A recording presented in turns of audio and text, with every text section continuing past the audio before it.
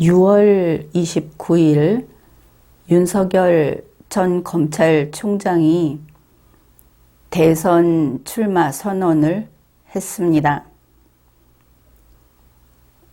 여러분은 그것을 어떻게 보았습니까? 윤석열 씨가 말을 하지 않는다. 직접 나서지 않는다. 그것이 가장 큰 약점이다. 이렇게 이야기하고 있었죠. 그래서 오늘 직접 그의 말을 들어보고 그가 기자들의 질문에 답변하는 것을 보면서 어떻게 생각을 했습니까? 처음에 거의 열광적으로 그를 좋아했던 국민들이 3개월 정도의 시간이 흐르면서 시들해지는 사람들도 있었고 초조해지는 사람들도 있었는데, 그래서 막상 보니 여러분은 어땠습니까? 윤석열 전 검찰총장이 출마 선언문을 내놓았는데 그 전문을 분석하려고 합니다. 리마연에서 우리 대한민국에서 최고의 서포트를 받고 있는 청와대 문재인 씨의 이러한 발표문을 여러 번 분석을 했습니다. 그 수준만큼 살벌하게 분석을 해 볼까? 여러분은 어떤 것을 원하십니까? 내용을 차근차근 읽어 나가기로 하죠.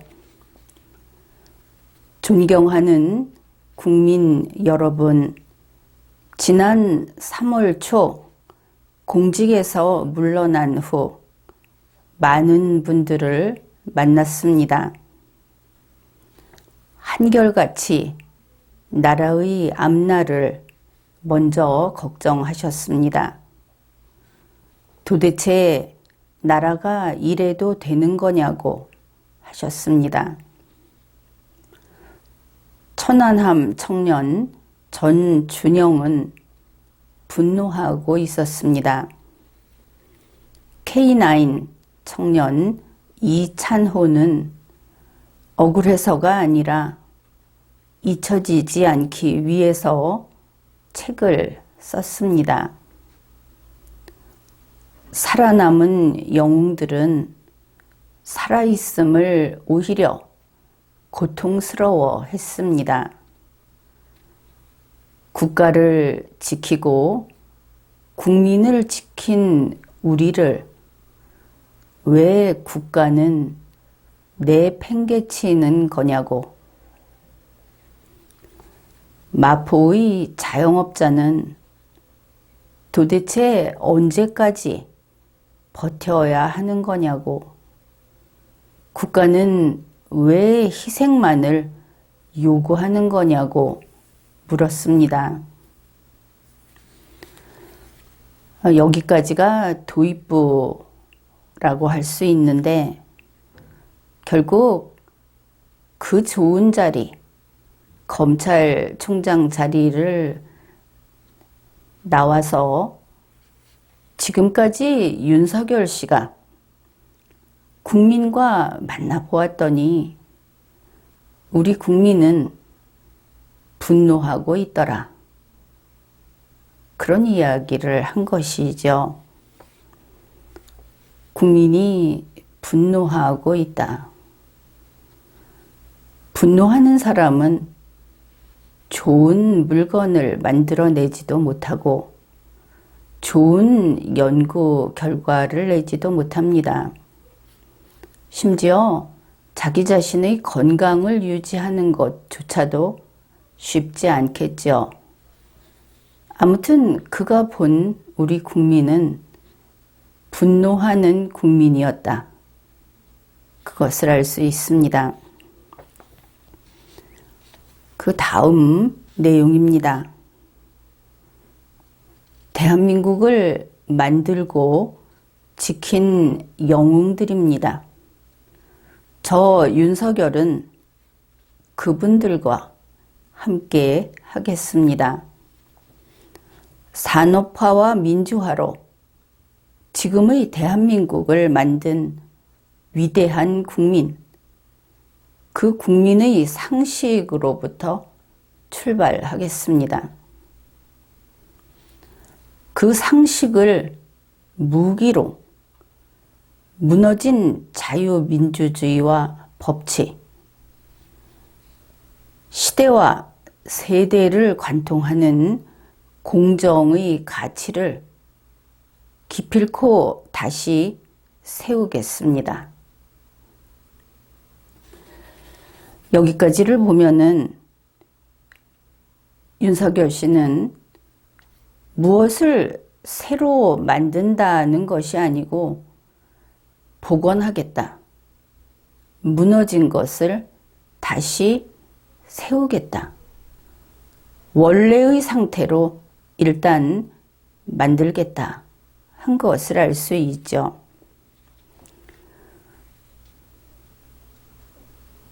국민과 함께 하겠다. 국민의 상식에서 출발하겠다. 국민이 이것이 기준이다 하면은 그 기준에서 시작하겠다. 이렇게 말을 했습니다. 그런데 그가 다시 세우겠다고 한 것은 무너진 자유민주주의, 무너진 법치, 그리고 무너진 공정의 가치, 이렇게 보아야 하겠죠. 아니면은 이 공정의 가치를 분리할 수도 있겠습니다. 무너진 자유민주주의와 법치를 이야기한다는 점에서 그것을 상식을 기준으로 세울 수는 없겠죠.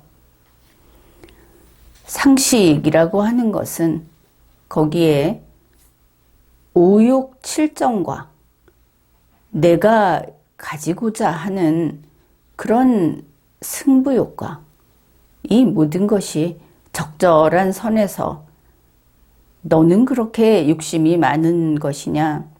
나도 그 정도는 있다. 이것이 상식입니다.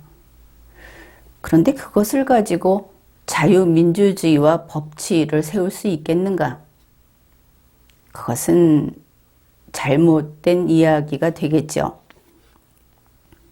그래서 윤석열 씨가 이야기한 상식은 리걸마인드로 바꿔놓아 보자. 혹은 좀 더 큰 개념으로 헌법 정신, 헌법 이념 이런 것으로 바꾸어 놓아 보자. 그렇게 하면은 이해가 좀 될 겁니다. 여기에서 그래도 좀 의문이 생기는 부분은 바로 이것입니다. 시대와 세대를 관통하는 공정의 가치, 이것을 기필코 다시 세우겠다고 했기 때문에 이거 역시 무너졌다고 볼 수도 있고, 아니면 윤석열 씨가 독자적으로 시대와 세대를 관통하는 공정의 가치를 하나 창조하겠다. 그런 뜻일 수도 있겠습니다. 어떻든 문맥상 그냥 회복하겠다, 복원하겠다. 이쪽이 아무래도 좀 마음이 가지 않습니까? 그런데 공정의 가치가 무너진 적이 있습니까? 대선 전국이라고 할 수 있는 지금 모든 후보감으로 오르내리는 모든 인물들이 공정을 앞에 내세우고 있죠. 왜냐하면 국민들이 그 말을 좋아할 것 같으니까. 심지어 문재인 씨도 공정을 앞에 내세우고 지금 그 자리에 걸어 들어갔습니다. 그렇다면 2017년 이래 지금까지 공정의 가치는 누구에게나 인정받아 왔다. 그것을 알 수 있죠. 공정의 가치를 다시 세우는 것이 아니고 공정하게 만들겠다 하고 이야기를 했어야 하는 겁니다. 왜 사람들이 공정이 가치 있다, 공정해야 된다고 하는가? 그것은 공정하지 않기 때문에 그런 것입니다. 따라서 무너진 공정, 그것을 다시 세우겠다고 해야 되겠죠. 또 의문이 하나 더 있습니다. 시대와 세대를 관통하는 공정이 도대체 무엇인가? 이 공정이라는 것이 하늘에서 떨어진 우주법칙이다. 먼 과거로부터 앞으로 영원히 흔들리지 않는 그 기준이 서 있다. 그러면 시대와 세대를 관통할 수 있을 겁니다. 앞에서 이야기한 그냥 상식이라는 말과 마찬가지로 공정이라고 하는 것은 동시대를 살아가는 사람들이 타협을 해서 그 기준을 정하는 것이죠. 따라서 일단 시대를 관통하는 공정이라고 하는 것은 상당히 어려워 보입니다. 문재인 씨도 시대를 관통하는 공정까지는 이야기하지 않은 것 같죠. 이 시대의 공정, 그것을 이야기했다. 그렇게 보고 있습니다. 그 다음에 세대를 관통하는 공정, 이거 역시 문제가 되죠. 우리가 살아가는 이 세계가 하나인 바에야 우리가 대한민국이면 대한민국이라는 한 나라의 국민이요, 지구라면 지구 안의 같은 주민인데 그 세상에서 공정은 그 시대에 어느 정도는 정해져 있다, 이렇게 볼 수 있겠죠. 상식도 그와 같은 개념이 아니라면 아예 성립할 수 없는 것이니까. 그런데 세대 간의 공정이 다르다. 그래서 그 세대를 관통하는 공정을 세우겠다. 그러면 한 가지는 우리가 살고 있는 이 세상을 제대로 알고 있는 것이냐, 아니면 어느 정도 의견이 다른 대립이 존재하는 그 모든 것을 다 잘라서 다른 세상으로 놓고 보자는 것이냐, 이것도 선택을 해야 하고 설명을 해야 하겠죠.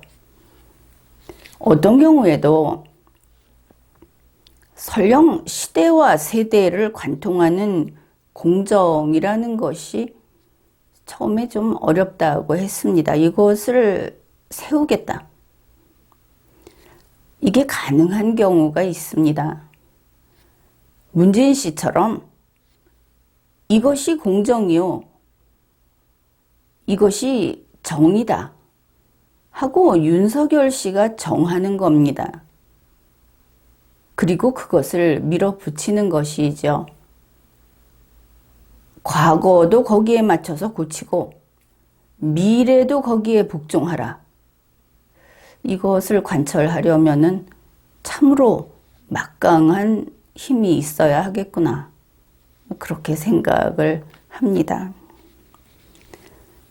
따라서 내가 말하는 것이, 내가 보기에 이것이 공정이다, 이것이 정의다, 그것을 세우겠다고 하는 그런 글로 표현이 됐다는 것이죠.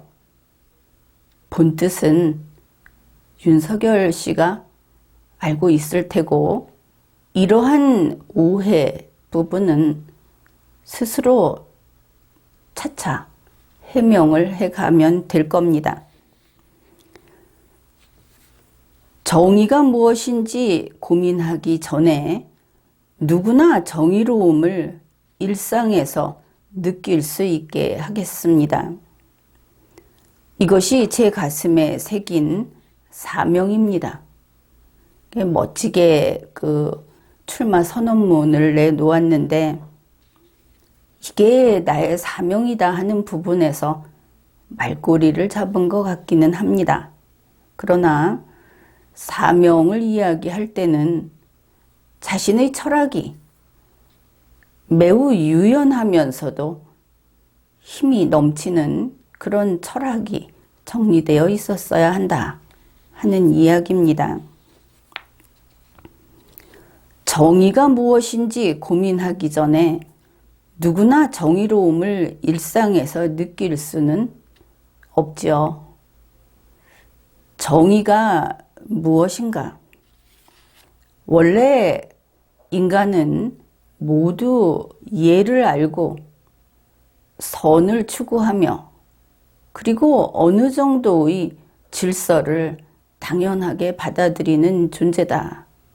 이렇게 보았을 때 정의가 무엇인가는 비교적 단일하게 설정이 될 겁니다. 오늘날 우리 대한민국은 일단 국민이 두 그룹으로 나뉘어서 각각의 정의가 화해하지 못하고 있죠. 현실이 그렇다 하는 겁니다. 그런데 정의가 무엇인지 고민하기 전에 정의로움을 일상에서 느끼게 하려면은 어떻게 하겠는가? 이 나라를 반쪽 내면 되겠죠. 그래서 이런 정의를 주장하는 사람들에게는 이런 정의를 맞춰주고 저런 정의를 주장하는 사람에게는 저런 정의를 맞춰주면 그러면 일상에서 정의가 뭔지 이야기할 필요도 없이 우리는 정의로운 세상에 산다. 정의가 무엇인지는 모르겠지만 이렇게 될 수 있다는 것인가? 이런 생각을 하는 겁니다. 4년 전 문재인 정권은 국민의 기대와 여망으로 출발했습니다. 기회는 평등하고 과정은 공정하며 결과는 정의로운 나라, 특권과 반칙이 없는 나라를 만들겠다고 약속했습니다. 우리 모두 똑똑히 기억하고 있습니다. 그런데 그동안 어땠습니까? 일단 여기까지를 보면 4년 전 문재인 정권이 국민들의 기대와 여망으로 출범했다 하는 부분부터 여러분은 동의하기 어려울 겁니다. 그러면 윤석열 씨는 왜 이렇게 이야기하는가?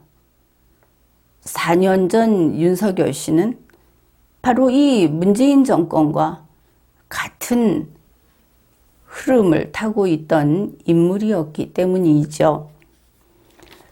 문재인 씨가 다수표를 득표해서 보궐 대통령에 당선이 됐습니다.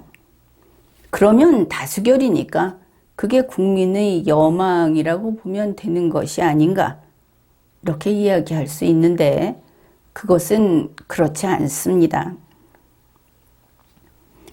4년 전 국민은 그야말로 분노한 국민이었다. 이렇게 보면 되겠죠.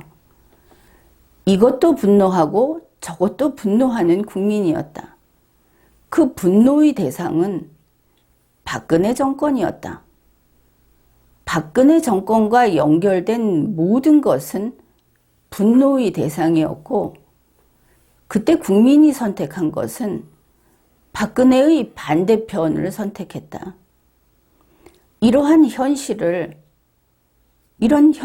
눈 감고 단지 득표수를 가지고 이야기하면 잘못된 평가를 하게 되는 것이죠.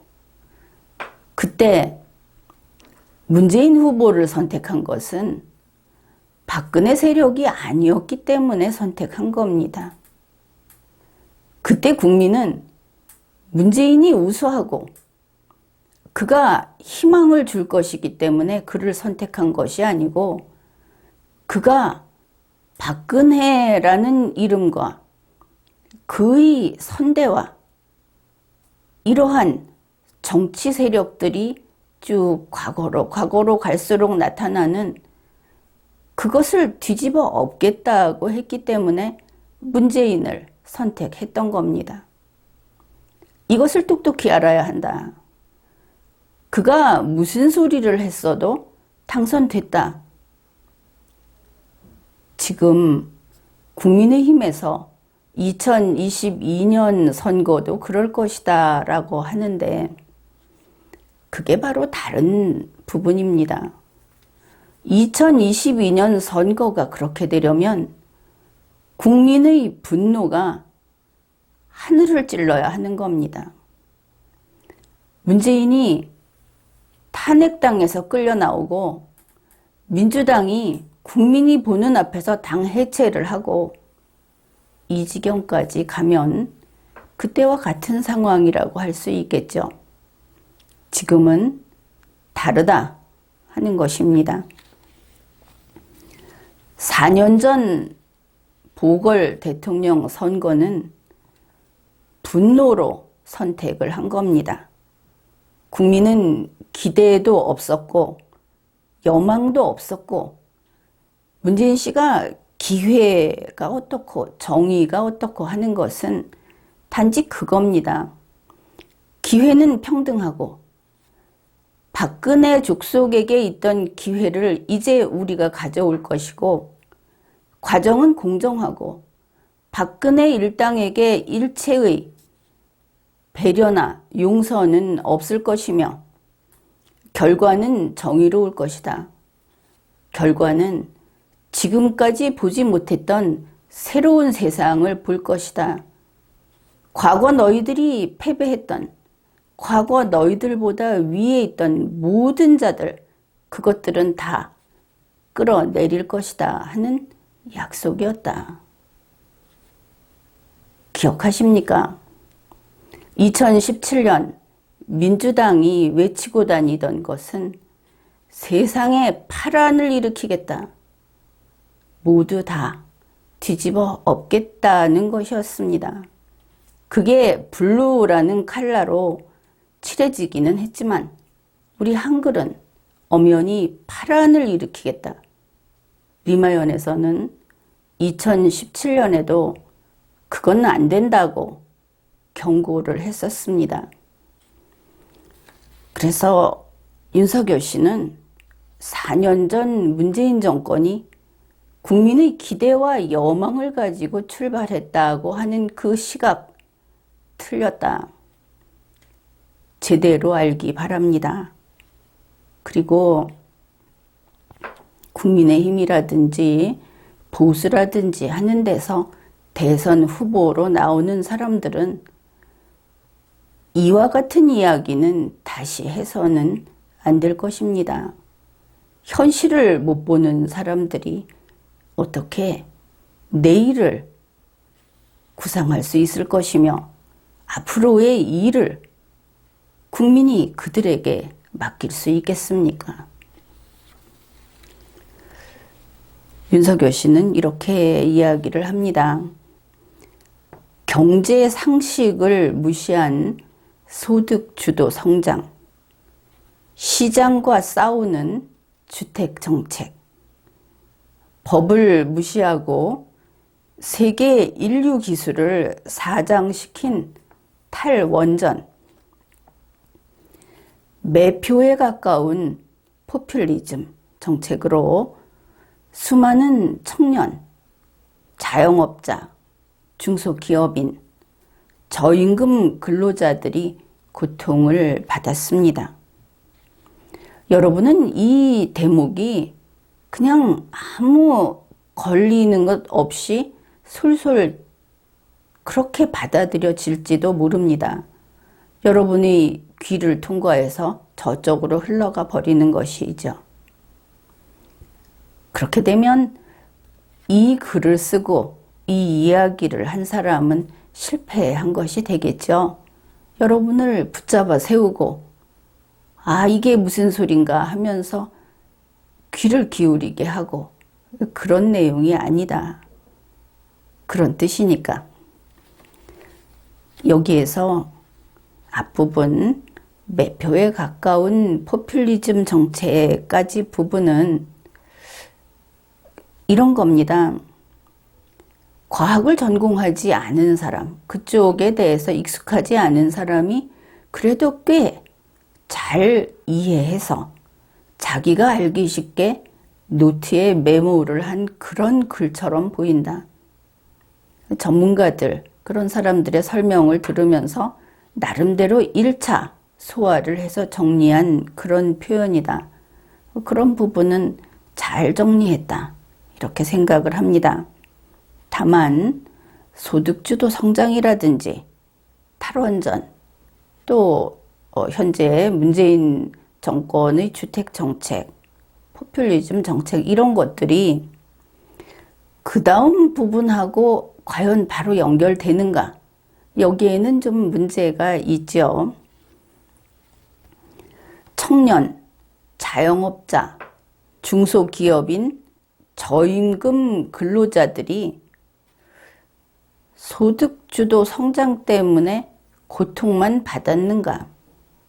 1차적으로 이것을 찬성한 사람들이 그들은 아니었는가? 그 혜택을 받는 대상이 이들로 설정되어 있었던 것은 아니었는가? 바로 그 부분입니다. 똑같은 구도로 탈원전이 그리고 포퓰리즘 정책이 탈원전 같은 경우에 직접 이들하고 관계가 얼마나 있는가? 이제 이런 부분에 악의가 잘 맞지 않습니다. 중간에 한 두어 단락은 어떤 설명과 변곡점과 이런 것이 들어간 다음에 지금의 그 마지막 구절이 들어가야 하겠다. 이렇게 보이죠. 여기에 대해서 구체적으로 설명을 해줄 수도 있습니다. 그러나 윤석열 씨가 리마연에 찾아와서 배움을 구한 것도 아니고 그리고 일일이 이런 것들을 한 대목을 가지고 수업을 하듯이 그렇게 설명을 하는 것은 따분하지요. 그래서 그냥 넘어가기로 합니다. 정부 부채 급증으로 변변한 일자리도 찾지 못한 청년 세대들이 엄청난 미래 부채를 떠안았습니다. 청년들이 겨우 일자리를 구해도 폭등하는 집값을 바라보며 한숨만 쉬고 있습니다. 청년들의 좌절은 대한민국을 인구 절벽으로 몰아가고 있습니다.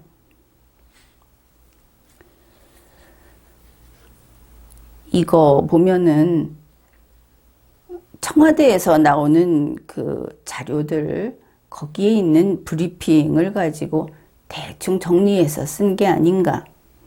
그 정도로 여기는 점수를 줄 수 없는 그런 부분입니다.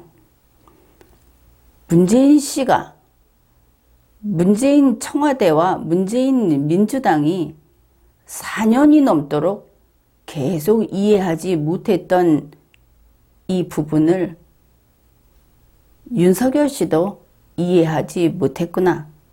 그렇게 보이는 것이죠.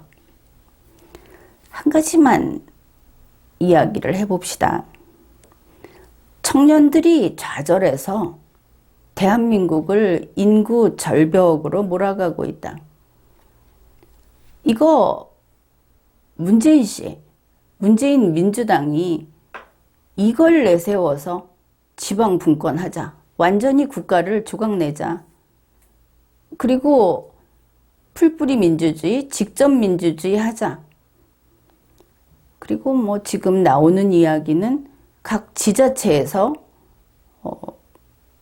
민주주의도 지자체별로 다양한 마음대로 민주주의 하자.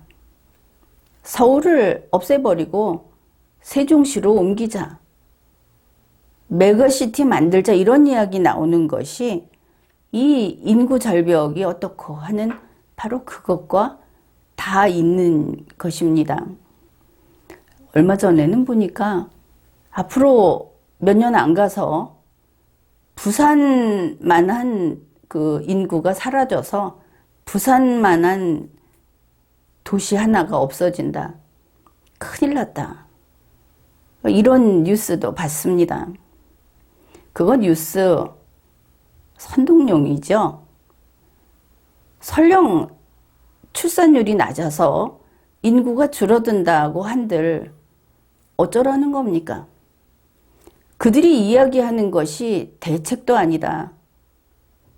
그것은 새로운 정치 조직 리마연의 보고서에서 낱낱이 밝혀놓았습니다. 이게 어디에서 왔는가? 선진국에서, 아니 가까운 일본에서조차 1990년대 말에 나온 그런 미래에 대한 미래 예측, 그것을 토대로 하는 겁니다. 그 구닥다리, 우리는 이미 그들이 생각했던 미래를 살아왔고 그것이 이미 과거가 된 그런 세대라고 할 수 있습니다. 우리 모두는.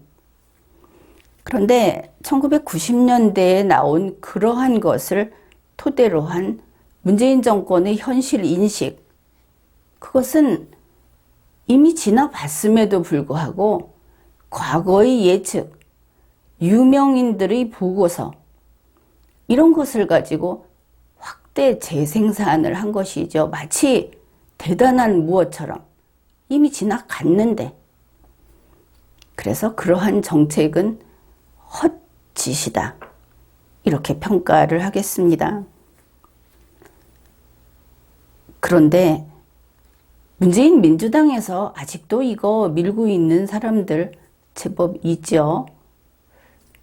더욱 개탄스러운 것은 이것을 더 세게 문재인 씨가 걱정했던 그것을 자기들도 걱정하면서 인구 절벽 문제가 어쩌니 하면서 이 지방 분권화, 문재인 씨의 모든 정책들, 수도를 옮기는 것부터 해서 수도권에 있는 부와 조직과 인구를 다 잘라서 지역에 나눠주는 이런 것을 더 세게 하겠다고 하는 것이 국민의힘의 유승민 후보. 민주당에서는 가장 이런 것을 독재적인 행정 처분을 하고 행정 집행을 실제로 한 사람은 이재명 씨가 되겠죠. 이런 사람들이 있습니다. 그런데 윤석열 씨도 역시 그 키워드들을 가지고 와서 인식 없이 이런 이야기를 했더라. 도대체 왜 지금 젊은 세대 출산율이 떨어지는가?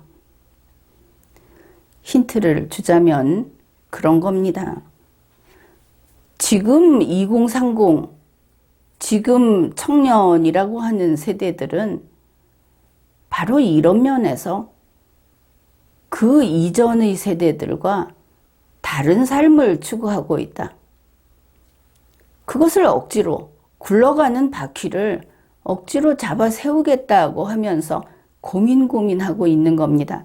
이 고민이 1990년대에 시작됐다. 적어도 지금쯤이면 해결책도 다르게 나와야 하겠죠.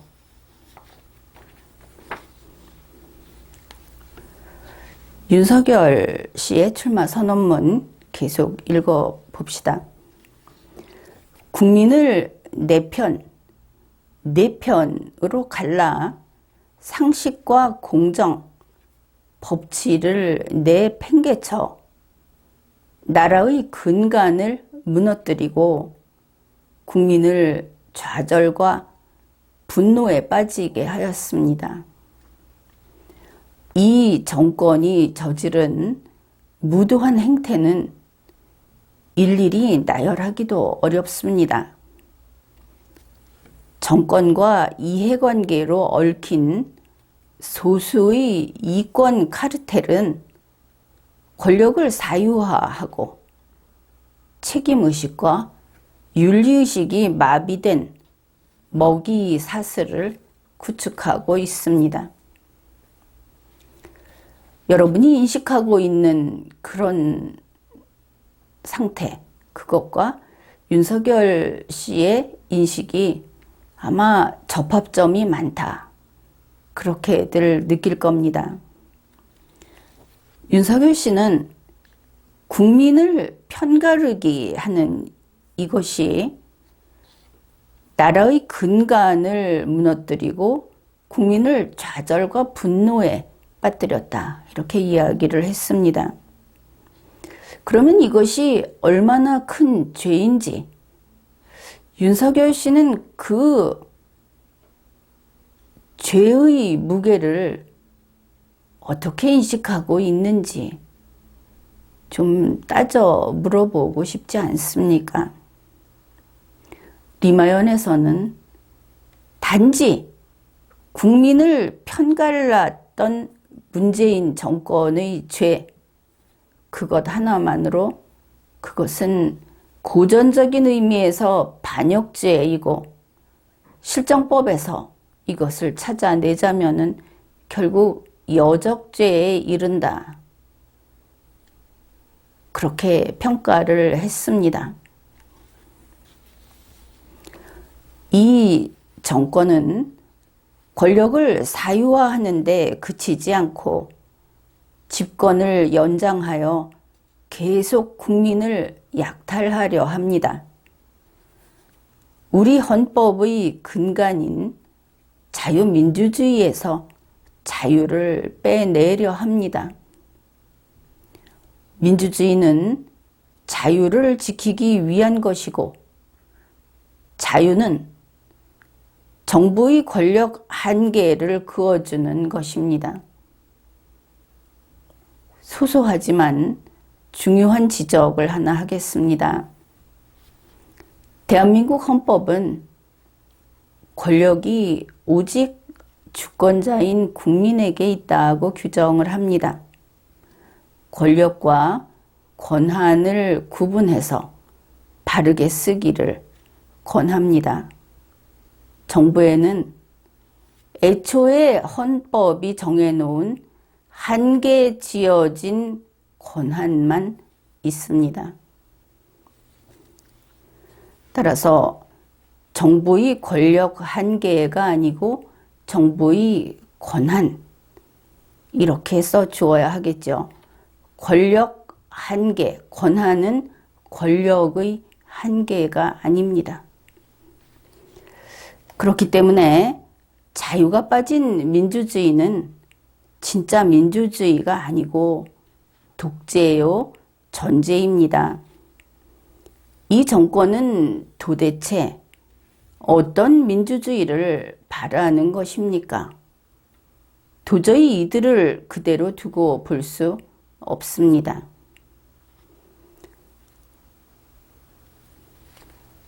여기까지 봤을 때 윤석열 씨가 흔한 말로 보수다. 문재인 민주당에는 갈 수 없다. 뭐 이런 것들은 분명하죠.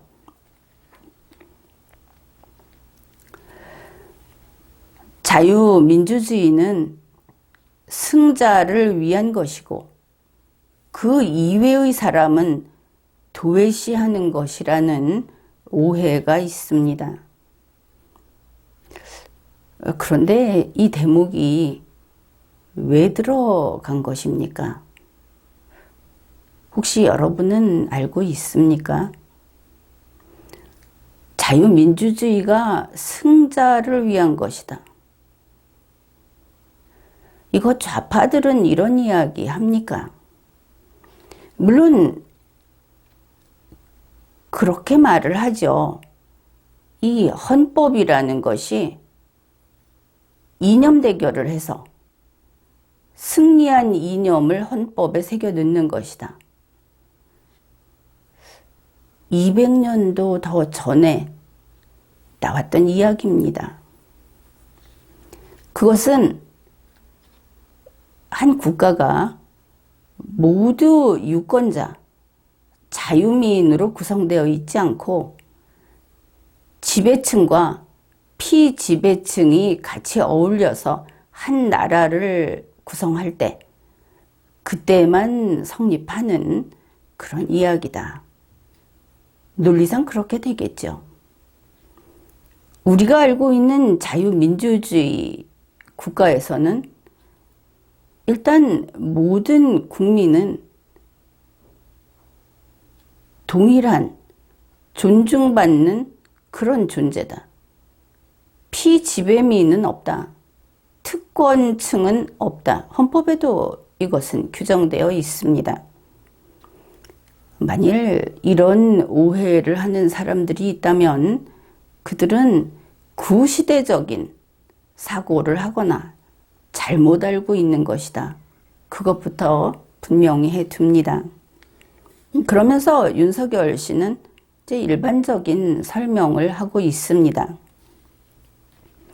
인간은 본래 모두 평등한 존재입니다. 이것도 굳이 이야기를 하자면 인간은 본래 불평등한 존재였습니다.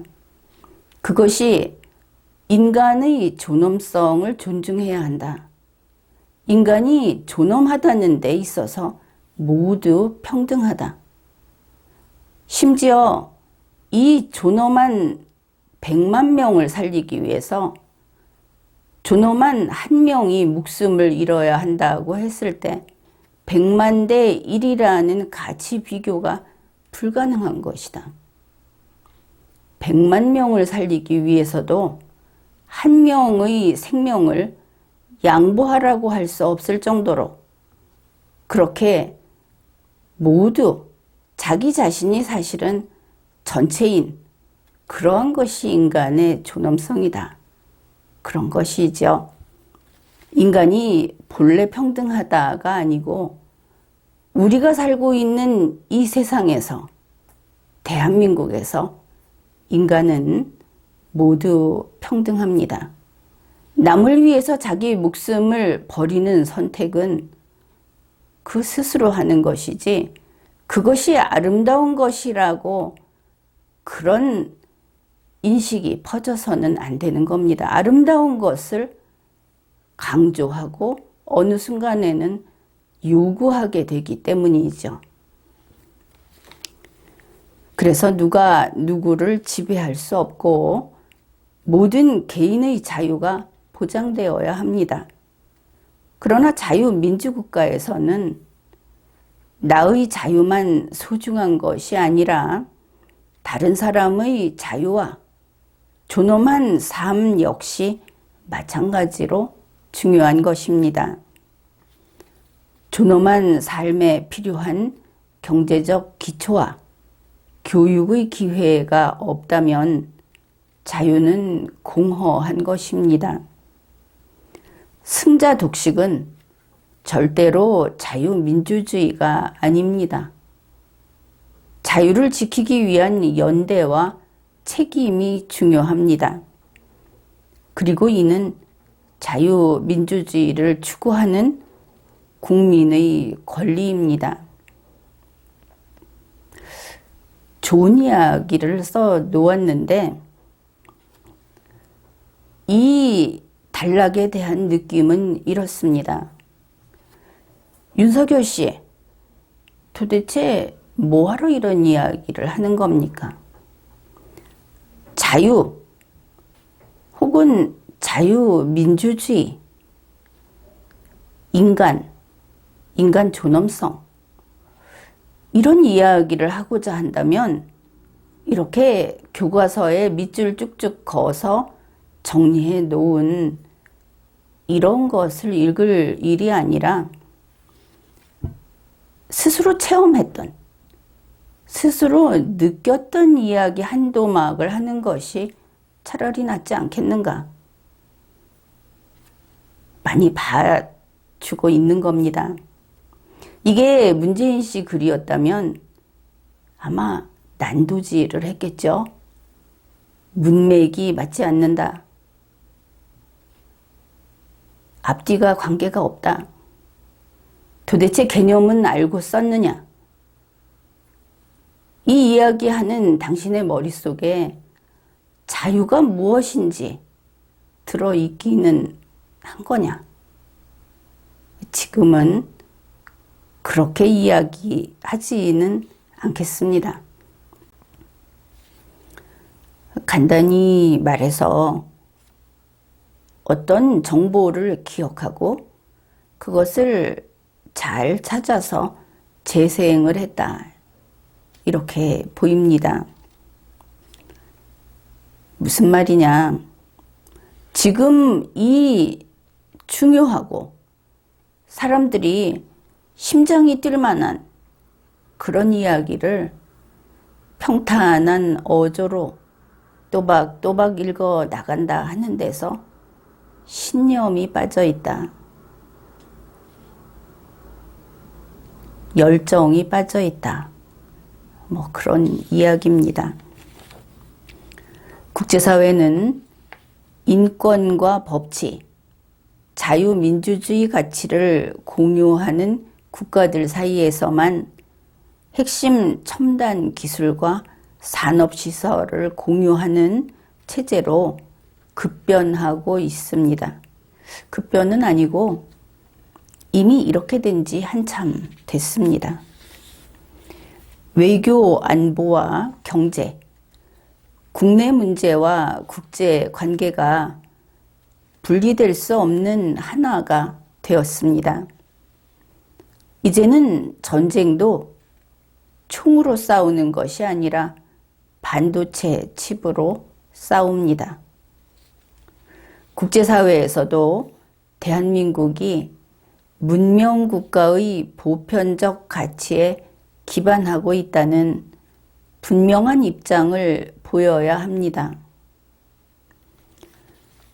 그 뜻은 충분히 이해할 것이고 여러분도 동의할 겁니다. 대한민국이 어떤 나라인지 확고한 정체성을 보여주어서 적과 친구, 경쟁자와 협력자 모두에게 예측 가능성을 주어야 합니다. 이랬습니다.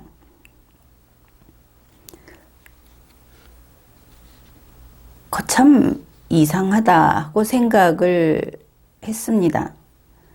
예측 가능성 하면 가장 먼저 떠오르는 것이 법률이 되겠죠. 성문법. 이것이 예측 가능성을 담보함으로써 사람들을 나쁜 사람으로 만들지도 않고 자율적으로 그 법을 지킨다. 담장을 설치해 놓음으로써 그 담장을 넘어서 남의 영역에 들어가는 사람은 저건 방어해야 하는 사람이다 하는 판단을 아주 쉽게 할 수 있게 해준다. 예측 가능성이라고 하는 것은 이렇게 여러 가지 방법으로 설명을 할 수 있습니다. 윤석열 씨는 적과 친구에게 예측 가능성을 줘야 한다 그랬습니다. 적에게 예측 가능성을 주는 것이죠. 우리가 아주 까마득히 옛날 같은데 무술 영화를 보면 이렇게 하지 않습니까? 공격할 때 이번에는 그 사마귀건법을 쓰겠다. 이번에는 포효하는 호랑이 같은 권법을 쓰겠다. 이렇게 이야기를 합니다. 그러니까 상대방이 거기에 대응을 할 수 있게. 또 서양을 보면 무기를 잔뜩 쌓아놓고 고르죠. 이번에는 삼지창이다. 이번에는 그 쇠추가 달린 그런 무기다. 이렇게 고릅니다. 상대방도 역시 고르는 것이죠. 이것은 대결의 장에서 가능한 겁니다. 일단 경기장이 있다. 그런데 이 적이 누구일까? 대선 후보라고 한다면은 말이 될 것 같습니다. 경기장이 정해져 있죠. 그런데 그게 아니고 우리의 가장 주적, 가장 처음 생각할 수 있는 적은 저 북쪽에 있는 김정은 집단입니다. 그들에게 오늘 밤 11시에 기습을 할 거다. 우리는 이번에 사드를 요기요기 배치해놨다. 예측 가능하게 알려주겠다. 아주 정당해 보이죠? 우리는 평화를 지키겠다. 문재인 씨처럼 DMZ에서 무기를 다 빼버립니다. 병사를 다 빼버리는 것이죠. 우리 이제 싸우지 말자. 상대방이 총을 겨누고 있을 때 싸우지 말자고 하고 내 총을 버립니다. 상대가 예측 가능하겠죠. 이거냐? 그러면 이거 문재인 씨하고 똑같지 않느냐? 한 가지는 그렇게 볼 수 있고, 또 하나는 윤석열 씨가 자신만만한 아주 생각보다도 엄청나게 센 인물이어서 적에게도 예측 가능하게 다 보여주고 거기에 어긋나면, 즉 담장을 설치해 놓고 거기에 어긋나면 끝까지 쳐들어가서 다 부셔버리겠다. 모조리 다 섬멸하겠다. 이제 이런 식으로 생각을 하는 사람인가. 어떻든 이 대목에서 윤석열 씨는 그 이미지가 대단히 센, 어떻게 보면 그 무력을 앞세우는 이런 타입인가. 이제 그런 면도 좀 보입니다. 지금 우리는 경제 사회 시스템의 토대가 되는 기술 기반이 혁명적으로 바뀌는 시대를 맞이하고 있습니다. 이것도 좀 됐죠. 4차 산업혁명 시대라고 하는데 접어든 지 제법 됐습니다. 과거에는 상상할 수도 없었던 초고속 정보 처리 기술이 우리의 삶을 크게 변화시키고 있습니다. 이 정보 처리라는 것보다 우리나라에서는 초고속 정보 전달이라는 말이 더 흔하죠. 그런데 초고속 정보 처리라는 뜻은 조금 더 깊이 있는 함축성이 있는 표현이다. 그렇게 이해하면 될 것 같습니다. 우리는 기술혁명에 따른 사회 변화를 거부할 수 없습니다.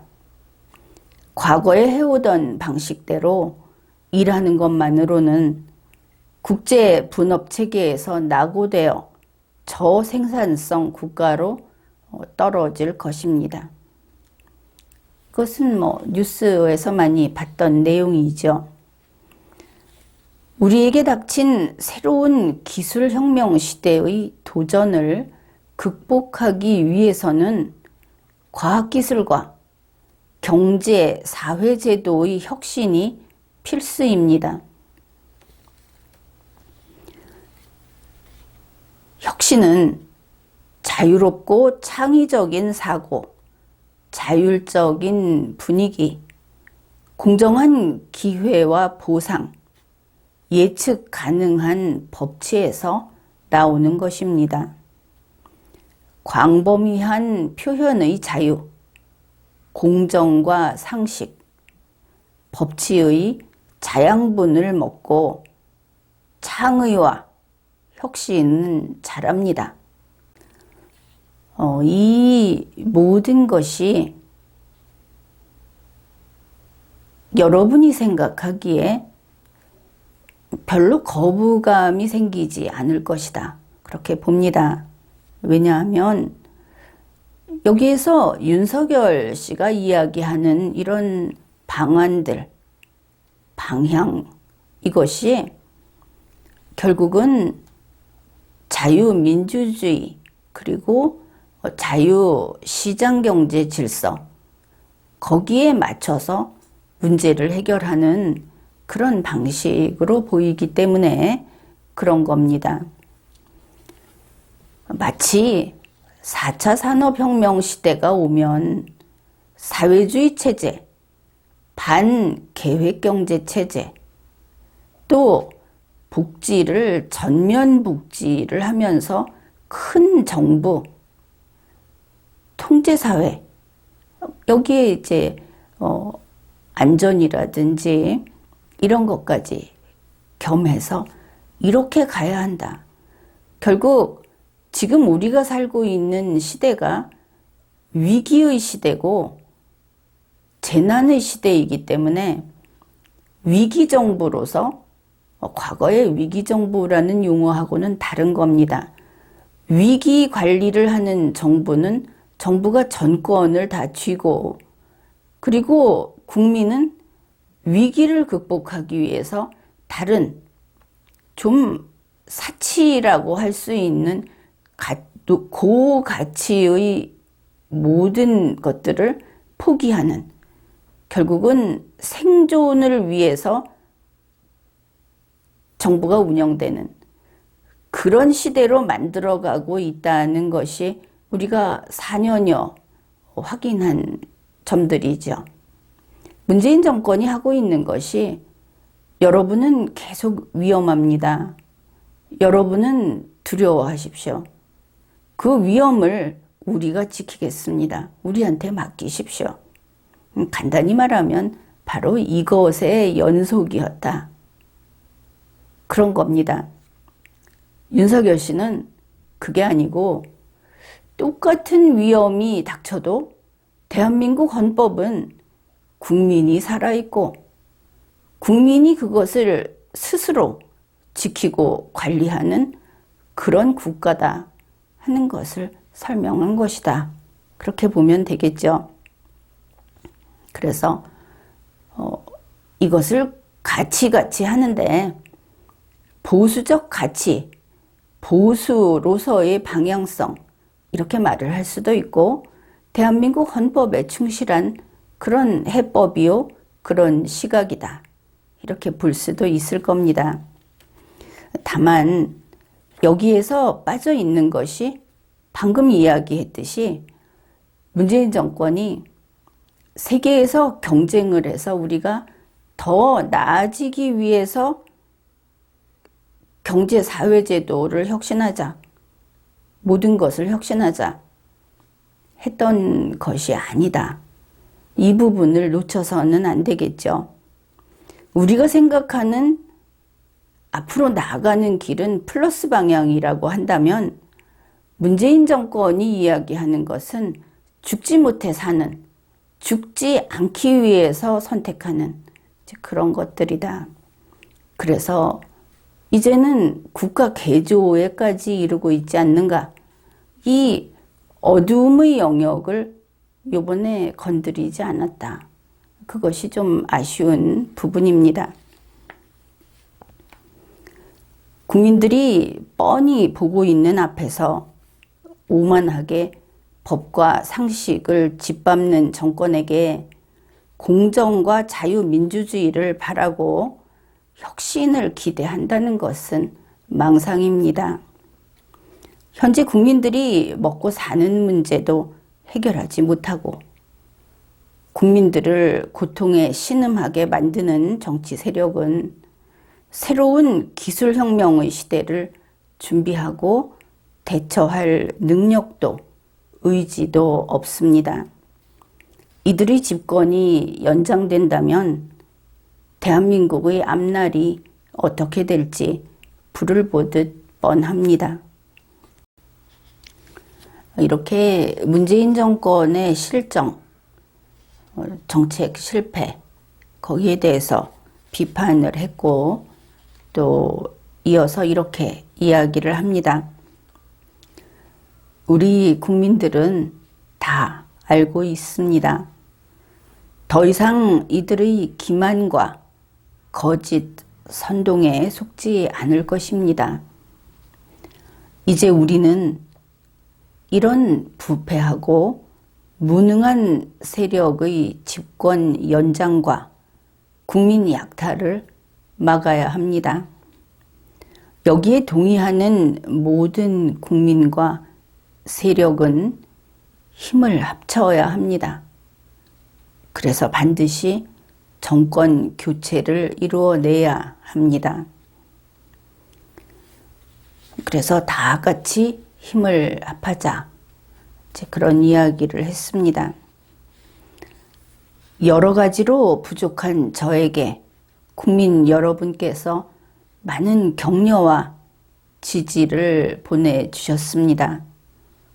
저는 그 뜻이 살아있는 권력에 대해 법을 집행하면서 위축되지 말라는 격려로 생각해 왔습니다. 이것은 검찰총장 당시의 이야기가 되겠죠. 그러나 공직 사퇴 이후에도 국민들께서 사퇴의 불가피성을 이해해 주시고 끊임없는 지지와 성원을 보내주셨습니다. 저는 그 의미를 깊이 생각했습니다. 공정과 상식을 무너뜨리고 자유와 법치를 부정하는 세력이 더 이상 집권을 연장하여 국민에게 고통을 주지 않도록 정권을 교체하는 데 헌신하고 앞장서라는 뜻이었습니다. 이것을 보면 윤석열 씨는 이렇게 옆구리를 자꾸 찔러서 그래서 나왔구나 그렇게 보입니다. 막 대통령 하고 싶어서 그래서 나온 것이 아니구나. 경위야 어찌되었든 그런 사명감, 국민들의 요구에 부응해서 그래서 나왔다. 이렇게 이해할 수 있습니다. 정권 교체 반드시 해내야 합니다.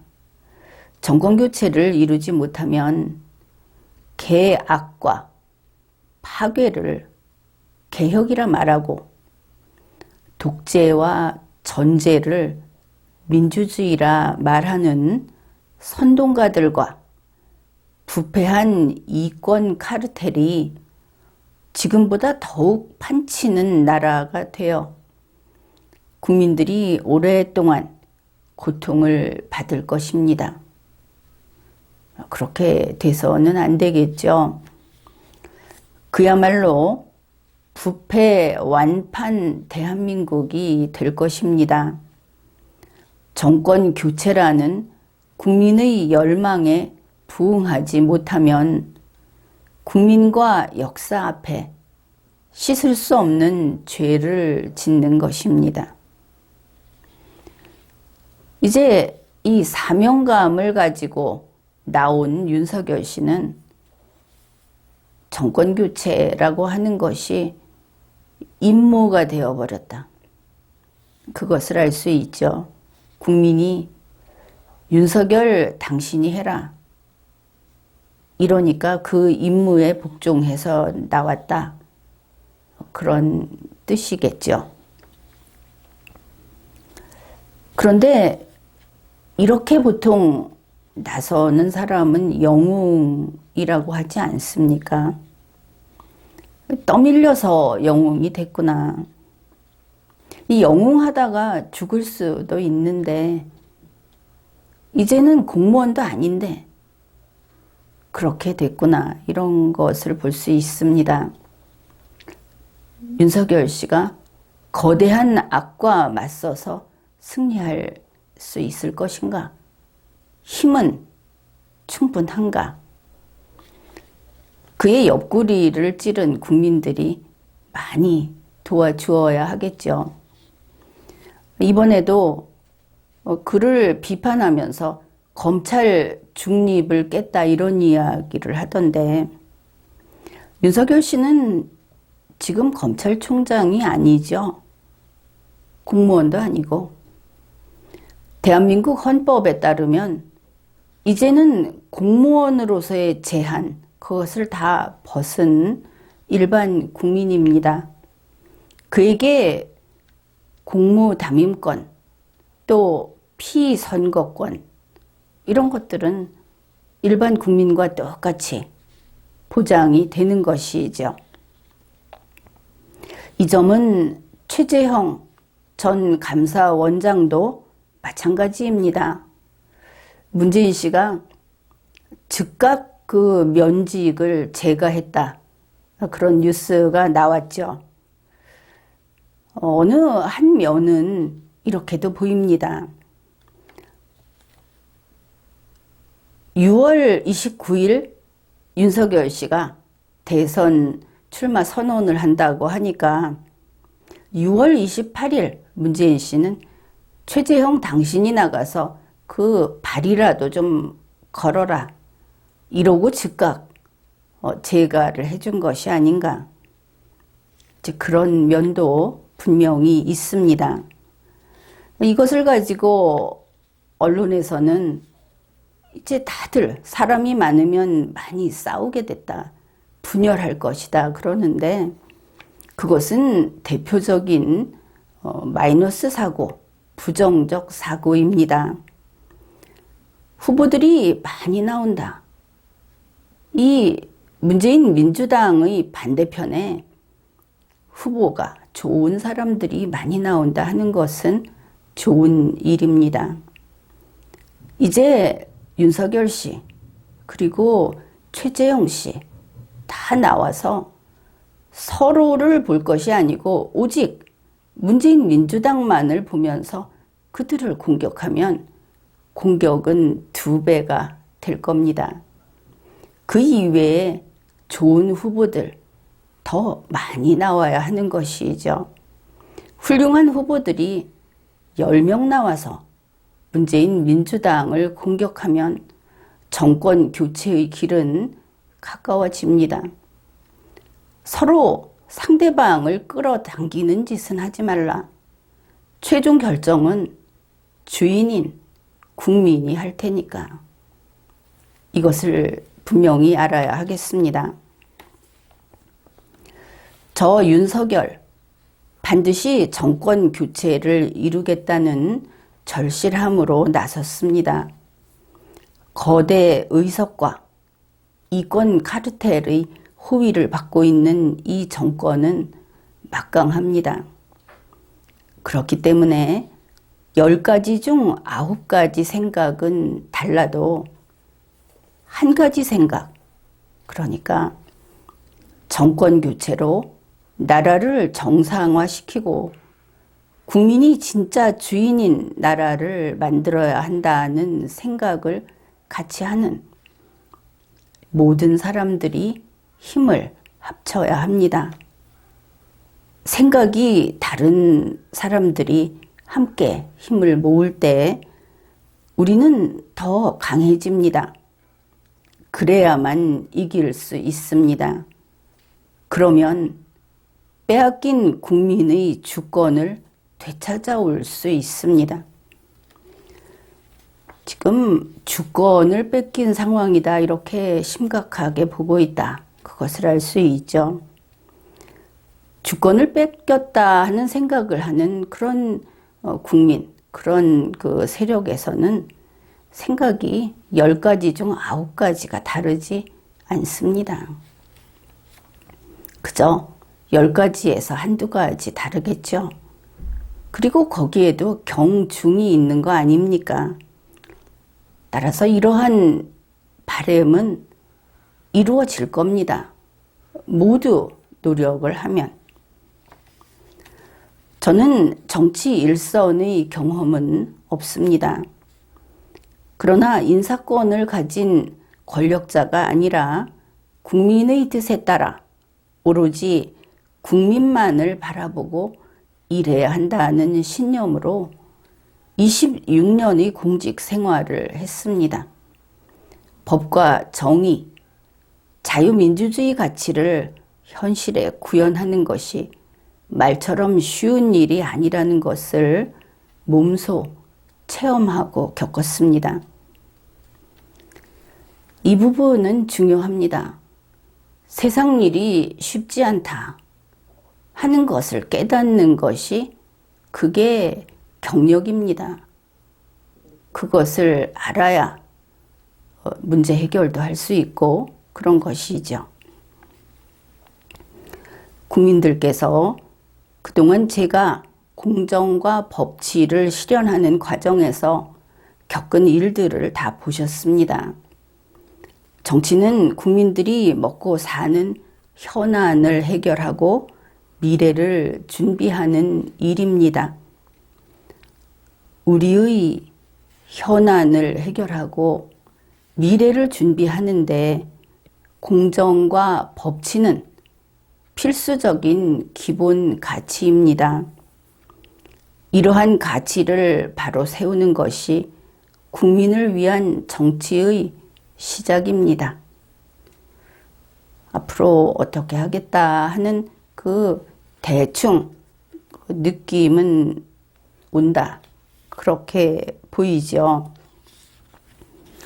그러나 윤석열 씨 국민을 그렇게 너무 믿지는 말라. 이런 이야기를 하겠습니다. 이제부터는 윤석열 씨가 보여주어야 하겠죠. 보여주어야 할 것은 더 선명하게, 뺄 것은 제대로 빼고 이렇게 보여주어야 할 겁니다.